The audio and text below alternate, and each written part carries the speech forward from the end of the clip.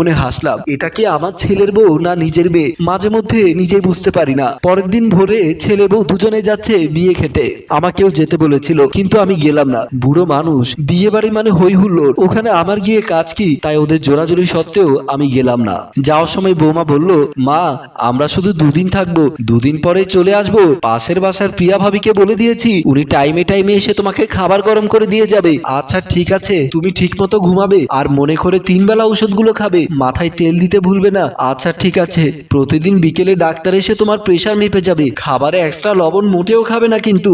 আচ্ছা ঠিক আছে। পাশে দাঁড়িয়ে থাকা শ্রেয়াস বলল, তাড়াতাড়ি চলো, ট্রেনের সময় হয়ে গেছে। আহা রাখো তো তোমার ট্রেন, মায়ের চাইতে কি ট্রেন বেশি হয়ে গেল? শোনো মা, গোসল করার পর তোমার কষ্ট করে শাড়িটা ধোয়ার দরকার নেই, এক পাশে রেখে দিবে, আমি বাপের বাড়ি থেকে এসে ধুয়ে দেবো। তারপর আরো কত যে কথা বৌমা আমাকে বলতে লাগলো। যাচ্ছে তো দুদিনের জন্য বাপের বাড়ি, কিন্তু ওর কথা শুনে আমার মনে হচ্ছে বাপের বাড়ি যেন তার দেহটা যাচ্ছে, মনটা আমার এখানেই পড়ে আছে। অবশেষে আমি বাধ্য হয়ে বললাম, বৌমা তোর এত টেনশন করতে হবে না, তুই যা তো মা। তবুও মেয়েটা একের পর এক কথা বলেই যাচ্ছে। শেষে আমি বাধ্য হয়ে ওদেরকে ঠেলে ঘর থেকে বের করে দিলাম। আসলে মেয়েটা আমার এত বেশি টেক কেয়ার করে, মাঝে মধ্যে মনে হয় আমি যেন তার শাশুড়ি না, নিজেরই মা। বৌমা বাপের বাড়ি গেছে, সকাল থেকে অনেকবার ফোন করেছে, আমি ঠিক মতো ওষুধ খেয়েছি কিনা, ঠিক মতো ঘুমিয়েছি কিনা, এখন কি অবস্থায় আছি, আরো কত ফোন। বৌমার বাবা ওদের ড্রয়িং রুমে বসে বৌমার ছোট ভাই সাইফুল ও আমার ছেলে শ্রেয়াসের সাথে কথা বলছিল। এমন সময় সেখানে বৌমা এসে শ্রেয়াসকে বলল, শ্রেয়াস তোমার মোবাইলে কি ব্যালেন্স আছে?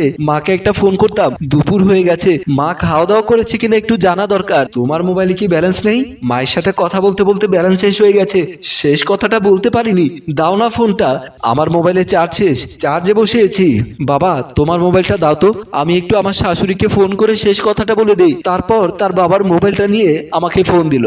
আমি এতক্ষণ বৌমার সাথে কথা বলতে বলতে খাওয়া দাওয়া শেষ করে নিজের রুমে এসে বসলাম মাত্র। এর মধ্যে বিআই সাহেবের কল দেখে কলটা রিসিভ করে বললাম, আসসালামু আলাইকুম ভাই, কেমন আছেন? ওয়ালাইকুম আসসালাম বিআই, আমি তোমার পুত্রবধূ মল্লিকা। এতক্ষণ ধরে কথা বলছিস, তাও কি তোর কথা শেষ হয়নি? শেষে একটা কথা বাকি ছিল, বল। মনে করে হার্টের ওষুধটা খেয়ে নিও, আমার শ্বশুর মরার পরে তুমি তো কিছুই মনে রাখতে পারো না, তাই মনে করিয়ে দিলাম। হয়েছে বাবা রাখ, আমার সব মনে আছে বলেই আমি নিজে মোবাইলের লাইনটা কেটে দিলাম। আসলে শরীরটা আমার, টেনশনটা আমার ছেলের বউ মল্লিকা। সন্ধ্যার পর পাশের বাসার প্রিয়া এসেছে আমার ভাত তরকারি গরম করে দেওয়ার জন্য। আমি তখন ড্রয়িং রুমে বসে বসে টিভি দেখছিলাম। প্রিয়া এসে বলল, খালাম্মা আপনার ছেলের বউয়ের আক্কেলটা কেমন? কেন কি হয়েছে? আপনাকে একা বাসায় রেখে যাওয়ার দরকার কি ছিল? আপনাকে কি সাথে নিয়ে যেতে পারতো না? আসলে কি খালাম্মা, আজ যদি আপনি শাশুড়ি না হয়ে আপনার ছেলের বউয়ের মা হতেন, তাহলে সে কি পারতো আপনাকে একা বাসায় রেখে যেতে?